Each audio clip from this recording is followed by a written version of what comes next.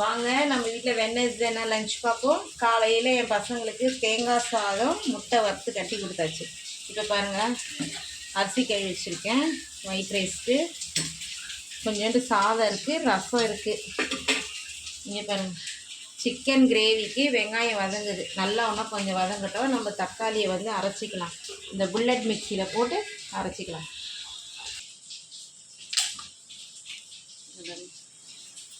ஒன்றும் பாதிமாக தான்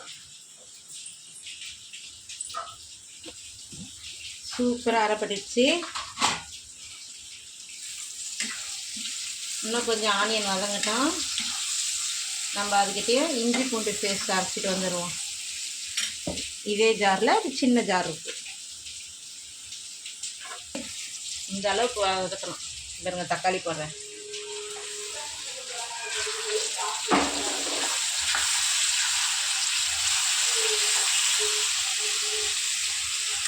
இப்போ அப்படியே வாங்க, சின்ன ஜாரில் நம்ம இஞ்சி பூண்டு பேஸ்ட் பண்ணிக்கலாம். இந்த பாருங்க, இஞ்சி பூண்டு பேஸ்ட்டு நல்லா சூப்பராக அரைப்பட்டுச்சு. இப்போ நல்லா தக்காளியும் வதங்கின பிறகு இஞ்சி பூண்டு பேஸ்ட் போட்டுட்டு நம்ம சிக்கன் போட்டு மசாலா போட்டு அப்புறமா செஞ்சுட்டு உங்களுக்கு வீடியோ போடுறேன். பாய். மசாலாலாம் போட்டேன். சிக்கன் மசாலா, தனியாத்தூள், சீரகத்தூள் எல்லாம் போட்டு மசாலாலாம் போட்டாச்சு.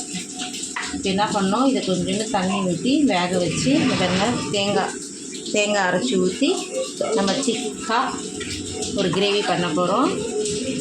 பண்ணிவிட்டு காமிக்கிறேன். பாய். சாதமும் வடித்தாச்சு.